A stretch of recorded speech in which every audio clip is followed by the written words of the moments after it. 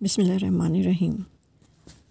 تقسیم بر صغیر سے پہلے ہمارے دادا کے گھر کے قریب 2 دولت مند ہندو رہتے تھے۔ تقسیم بر صغیر کے وقت جب وہ جانے لگے تو انہوں نے ہمارے دادا سے کہا، آپ کو امین سمجھ کر ہم اپنے کچھ راز آپ کو بتانا چاہتے ہیں۔ وہ ان کو اپنے گھروں میں لے گئے اور دونوں نے اپنے اپنے گھروں کے اندر ایک جگہ کی نشاندہی کر کے بتایا، ہم نے اپنا مال و دولت اس جگہ دفن کر دیا ہے، صرف آپ کو یہ راز بتا کر جا رہے ہیں۔ اگر زندگی رہی اور صحیح سلامت بھارت پہنچ گئے اور دوبارہ حالات سازگار ہوئے اور پھر واپس لوٹے تو ہم اپنا مدفون خزانہ آ کر لے لیں گے اور آپ کے مہمان ہوں گے۔ ہمارا راز کسی کو نہ بتانا، آپ ہمارا 20 سال تک انتظار کرنا۔ اگر اس عرصے میں ہم نہ لوٹے تو آپ نکال لینا، ہماری طرف سے آپ کے لیے تحفہ ہوگا۔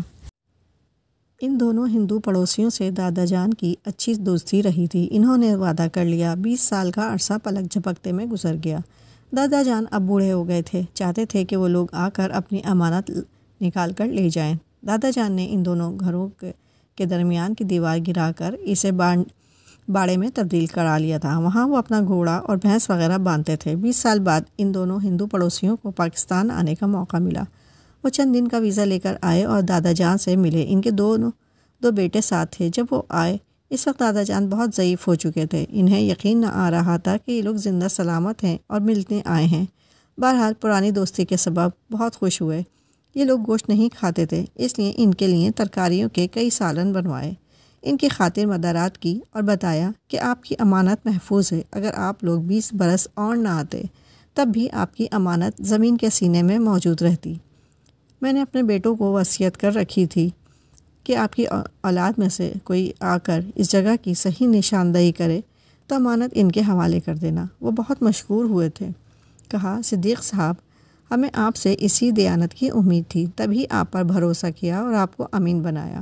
ہماری خوش قسمتی کہ بھگوان نے آپ کی عمر دراز کی اور آپ سے دوبارہ ملاقات کا موقع ملا۔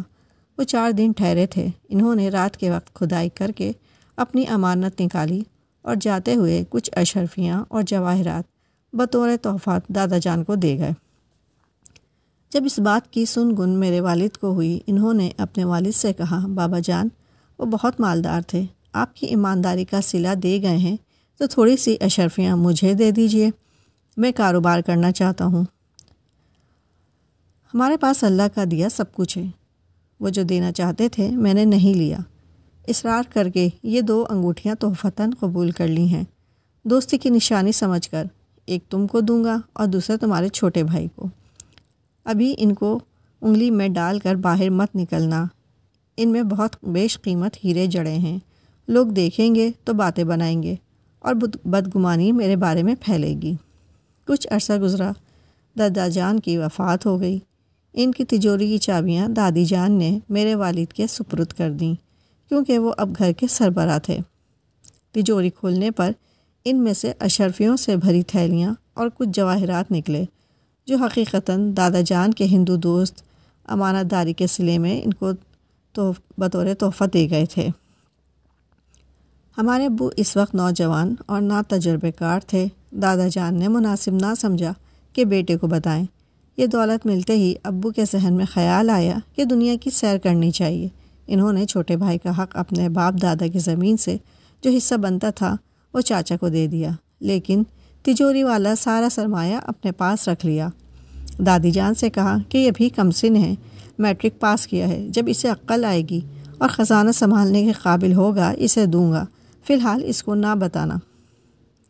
دادی جان نے بڑے بیٹے کی ہر بات مانتی تھی کہ خاندان کا سربراہ اب وہی تھے۔ انہوں نے کہا، ٹھیک ہے بیٹا، جیسا تم مناسب سمجھو، میں خاموش رہوں گی، مگر بہن بھائیوں کی حق تلفی نہ کرنا، ان کو ان کا حصہ ضرور دینا، کیونکہ یہ دولت بھی تمہارے بابا کو دیانت داری کے بدلے میں ملی ہے، انہوں نے لوٹی نہیں ہے۔ کچھ عرصے بعد دادی جان کا بھی انتقال ہو گیا۔ ابو نے پھپھیوں کی شادیاں کر دیں اور بیوی، بچوں اور بھائی کو ساتھ لے کر لاہور آ گئے۔ دادا کی زرعی زمین کافی تھی، وہ ساری زمین ابو نے ٹھیکہ پر دے دی، کیونکہ ان کو زمین سے کوئی دلچسپی نہ تھی۔ شہر آ کر چھوٹے بھائی کو کالج میں داخل کرا دیا۔ ان دنوں میں 7ویں کلاس میں تھی۔ ہم 4 بہنیں تھیں، 3 مجھ سے چھوٹی تھیں، اسکول میں پڑھتی تھیں۔ ابو نے کراچی میں ایک اچھی کوٹھی خرید لی۔ ان کے پاس کافی دولت تھی اور بغیر کچھ کیے وہ مزے سے زندگی گزار سکتے تھے۔ چاچا میری دونوں پھپھیوں سے 10 سال چھوٹے تھے، مجھ سے بہت پیار کرتے تھے، لیکن ان کی زندگی تھوڑی تھی۔ وہ 4th ایئر میں تھے۔ وہ پیپر دے کر موٹر سائیکل پر گھر آ رہے تھے کہ ان کا بس سے ایکسیڈنٹ ہو گیا اور وہ موقع پر ہی جاں بحق ہو گئے۔ ابو کے لیے یہ بہت بڑا صدمہ تھا، کیونکہ وہ اپنے چھوٹے بھائی سے بہت محبت کرتے تھے۔ چاچا کی وفات کے بعد ابو نے اپنی دونوں بہنوں کو بلایا اور کہا کہ چھوٹے بھائی کے حصے میں سے آپ لوگوں کا جو حق بنتا ہے میں وہ آپ دونوں کو دینا چاہتا ہوں۔ ہم نہ اپنے بابا کے ورثے سے کچھ لینا چاہتے ہیں اور نہ چھوٹے بھائی مرحوم کی وراثت سے۔ یہ سب ملکیت ہم نے اپنی خوشی سے آپ کو بخشی ہے۔ اس طرح اپنی بہنوں کی رضا سے ہمارے ابو چھوٹے بھائی کی تمام وراثت اور دادا کی زمین جائیداد کے تنہا وارث بن گئے۔ سبھی کو جہاں ہمارے چاچا کی جواں سالی میں وفات کا دکھ تھا، وہاں یہ ارمان بھی والد اور ان کی بہنوں کے دل میں رہ گیا کہ وہ اپنے چھوٹے بھائی کا چہرہ نہ دیکھ سکے۔ چاچا کی وفات کے بعد ابو کا دل لاہور میں نہیں لگتا تھا۔ وہ اپنے بھائی کو اپنے آپ کو اکیلا محسوس کرتے تھے۔ انہوں نے اپنی بہنوں اور ان کے شوہروں سے التجا کی کہ آپ لوگ بھی اپنا علاقہ چھوڑ کر لاہور آ جائیں، سب ساتھ رہیں گے۔ یہاں تعلیم کی سہولت ہے، اچھے اسپتال ہیں، جبکہ آپ کے علاقے میں بجلی تک نہیں ہے۔ وہاں رہ کر آپ لوگ کبھی اپنے بچوں کی اچھی زندگی نہیں بنا پائیں گے۔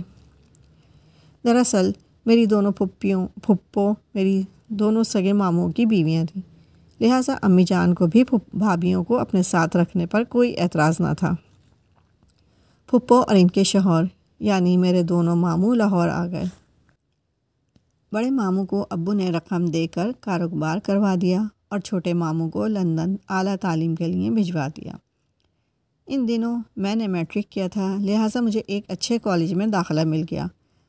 باقی میری بہنیں بھی اچھے اسکولوں میں پڑھ رہی تھیں۔ ابو کے بڑے بہنوئی نے کاروبار شروع کر دیا۔ ان کا کاروبار جم گیا اور منافع آنے لگا۔ ابو نے سوچا کیوں نہ میں بھی کاروبار کروں۔ انہوں نے میرے ماموں کے ساتھ کاروبار میں شرکت اختیار کر لی۔ چھوٹے ماموں لندن میں زیر تعلیم تھے۔ ابو ان سے ملنے جاتے رہتے تھے۔ ان کو لندن پسند آ گیا اور بڑے ماموں سے مشورہ کیا کہ اگر میں وہاں رہائش اختیار کر لوں تو تم یہاں کاروبار سنبھالو اور میں وہاں، ہمارا کاروبار وسیع ہوتا جائے گا۔ سرمایہ تو ابو کا تھا، جو وہ کہتے تھے ماموں مان لیتے تھے۔ ابو ہمیں لے کر لندن میں شفٹ ہو گئے اور کاروبار شروع کر دیا، لیکن ان کو بزنس کا کوئی تجربہ نہ تھا۔ ادھر ماموں اکیلے رہ گئے۔ انہوں نے کچھ دوسرے کاروباری لوگوں سے مدد لینا شروع کر دی۔ یہ دیانت دار لوگ نہ تھے۔ انہوں نے میرے سادہ لو ماموں کو گھیر لیا اور شراکت دار بن کر کچھ ایسے گھپلے کیے کہ دن دونا رات چگنا ترقی کرتا بزنس رفتہ رفتہ بیٹھنے لگا۔ ادھر ابو اپنی دولت کا بہت سا حصہ گنوا کر لندن سے پاکستان واپس لوٹ آئے اور یہاں نئے سرے سے بزنس جمانے کی کوشش کی، لیکن زمیندار کا بیٹا ایک اچھا زمیندار تو ہو سکتا ہے، اچھا بزنس مین نہیں ہو سکتا، کیونکہ بزنس کے لیے جس تجربے کی ضرورت ہوتی ہے وہ ان کے پاس نہیں تھا۔ بڑے ماموں، ان کی بیوی میری پھپھو اور ان کے بچے ابھی تک ابو کے خریدے ہوئے بنگلے میں رہتے تھے۔ ابو نے امی اور ہم بہنوں کو ان کے سپرد کیا اور خود دوبارہ لندن چلے گئے۔ اس اثنا میں چھوٹے ماموں نے اعلیٰ تعلیم مکمل کر لی تھی۔ وہ وطن لوٹ آئے، لیکن ابو نہ لوٹے اور وہاں انہوں نے ایک انگریز عورت سے شادی کر لی جو ایک اچھے خاندان سے تعلق رکھتی تھی۔ وہ اپنی انگریز بیوی کی زلف کے گراگیر کے ایسے اسیر ہوئے کہ ہمیں اور ہماری امی کو بھول گئے۔ اب ہم بہنیں اور امی بڑے ماموں کی نگرانی میں تھے۔ مستقل انہی کی ذمہ داری ٹھہرے۔ ممانی سگی پھپھی ہونے کی وجہ سے ہمیں گھر سے نہیں نکال سکتی تھیں، کیونکہ گھر ابو کا تھا، لیکن ابو نے ہم سے وقت گزارنے کے ساتھ ساتھ ایسا ناطا توڑا کہ خرچہ بھیجنا تو کجا خط تک نہ لکھتے تھے۔ کوئی رابطہ باقی نہ رکھا۔ ماموں ہی ہماری کفالت کرتے تھے۔ ان کے اپنے بھی 4 بچے تھے۔ ہم سب ایک گھر میں رہتے تھے۔ پھپھو کو ابو سے پیار تھا، وہ ہمیں بھی پیار کرتی تھیں، لیکن بڑے ماموں کا بزنس ختم ہو چکا تھا۔ انہوں نے ایک پرائیویٹ کمپنی میں ملازمت کر لی تھی۔ تنخواہ تھوڑی تھی، جس سے اتنے بڑے خاندان کا گزارا بہت مشکل سے ہوتا تھا۔ وہ تعلیم کو ضروری سمجھتے تھے، بچوں کی تعلیم کو بھی جاری رکھا ہوا تھا۔ امی جان مشین پر پھول بنانے کی ماہر تھیں۔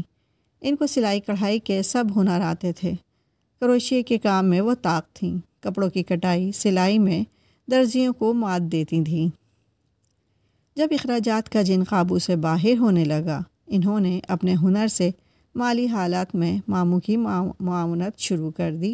اللہ تعالیٰ نے بیٹے کی نعمت سے محروم رکھا تھا۔ چھوٹے ماموں لندن سے پڑھ کر آئے تھے تو ان کو بیرون ملک ایک اچھی نوکری مل گئی۔ وہ انجینئر بن چکے تھے۔ وہ بیوی کو بھی بیرون ملک لے گئے، یوں ان کو بھی ہم سے دور کر دیا۔ بڑے ماموں ہمارا واحد سہارا تھے۔ میں نے BA کرنے کے بعد یونیورسٹی میں داخلہ لے لیا اور MA کرتے ہی ملازمت کی تلاش میں سرگرداں ہو گئی۔ اس دوران ابو ایک بار وطن آئے تھے، ایک دن ہمارے ساتھ رہے تھے، پھر گاؤں چلے گئے۔ تمام زمین فروخت کر دی، تھوڑی سی رقم امی کے نام بینک میں ڈلوا دی کہ تم یہ بچیوں کی شادی پر خرچہ کرنا۔ دوبارہ آنے کا وعدہ کر کے گئے، پھر نہ لوٹے، وہیں کے ہو گئے۔ ماموں نے رشتہ تلاش کر کے میری تینوں چھوٹی بہنوں کی شادیاں کر دیں، لیکن میں نے شادی پر ملازمت کو ترجیح دی، کیونکہ ماموں پر اپنے بچوں کی بھی ذمہ داریاں تھیں۔ میں ان کے بوجھ کو کم کرنا چاہتی تھی۔ اللہ تعالیٰ نے مدد کی، مجھے ایک مناسب ملازمت مل گئی۔ ماموں نے اپنا علیحدہ گھر خرید لیا تھا۔ انہوں نے اپنے بچوں کی شادیاں کرنی تھیں۔ امی نے چھوٹی بہن کی شادی کرنی تھی اور پلے رقم نہ تھی۔ انہوں نے گھر بیچ دیا اور امامہ کو جہیز دے کر عزت سے رخصت کیا۔ ہم لوگ ایک چھوٹے سے 2 کمروں کے فلیٹ میں منتقل ہو گئے۔ امی اب ضعیف ہو گئی تھیں۔ شوگر کے مریض نے ان کی صحت تباہ کر دی تھی۔ وہ سارا دن ایک جگہ بیٹھی رہتیں، چلنے پھرنے سے معذور ہو گئی تھیں۔ میری فکر دن رات ان کو کھائی جاتی تھی۔ کہتی تھیں ساری میری بیٹیاں اپنے گھروں کی ہو گئی ہیں، تم نے ان کے لیے قربانی دی اور اب میں تمہاری خوشی دیکھنا چاہتی ہوں۔ جب تم اپنے گھر کی ہو جاؤ گی تب سکون سے مر سکوں گی۔ میری شادی کی عمر نکل چکی تھی، اب بڈھے لوگ ہی ملنے تھے۔ ایسے سے رشتہ کر کے آخری عمر میں ان کی خدمت کرنے سے بہتر تھا کہ میں اپنی بوڑھی ماں کی خدمت کروں۔ بھلا ماں کو میں کیسے اور کس کے آسر پر تنہا چھوڑ سکتی تھی؟ 1-2 میری عمر کے رشتے آئے بھی تو وہ دوسری شادی کے آرزومند تھے۔ پہلی بیوی اور بچوں کے ہوتے ہوئے دوسری شادی کرنا چاہتے تھے۔ ایسی زندگی مجھے قبول نہ تھی۔ سوتن کے جھنجھٹ سے بن بیاہی رہنا بھلا تھا۔ امی کہتی تھیں میرے بعد تیرا کیا ہوگا؟ اب تمہیں کوئی کنوارا مرد تو ملنے سے رہا، رنوے بچے والے یا پھر سن رسیدہ مرد کا رشتہ ملے گا۔ عورت کی زندگی میں مرد کا سہارا لازم ہے۔ اسی حقیقت کو مد نظر رکھتے ہوئے کسی شریف آدمی کو جیون ساتھی بنا لو۔ میں نے کبھی امی جان کی نافرمانی نہیں کی تھی، لیکن اس معاملے میں فرما برداری نہ کر سکی۔ دل میں شادی کی خواہش مر چکی تھی۔ والدہ کی ناراضگی کی پرواہ نہ کی اور شادی کے لیے حامی نہ بھری۔ وہ دن بھی آ گیا جو ہر انسان کی زندگی میں آتا ہے۔ والدہ رضا الہی سے وفات پا گئیں اور میں تنہا رہ گئی۔ رشتہ دار اپنی زندگیوں میں مگن اور بہنیں اپنے گھروں میں خوش تھیں۔ جہاں جاتی 2 دن بعد گھر لوٹ آتی۔ آج پینشن پر گزارا ہے اور اکیلے زندگی کے دکھ سکھ سہ رہی ہوں۔ سر پر بڑھاپا ہے، لگتا ہے کسی روز اکیلے ہی فلیٹ میں مر جاؤں گی۔ سوچتی ہوں اگر ابو کو دولت نہ ملتی، وہ کبھی لندن جانے کی نہ سوچتے، ہمارا ایک گھر ہوتا، اپنے ہاتھوں سے ہماری شادیاں کرتے، میں بھی ایک عام لڑکی کی طرح زندگی کی خوشیاں دیکھتی، میرا بھی گھر ہوتا، والد کا سایہ سر پر ہوتا۔ مگر ایسا نہ ہو سکا۔ اگر آپ کو یہ کہانی اچھی لگی ہو تو میرے چینل کو سبسکرائب کر دیجیے گا۔ شکریہ۔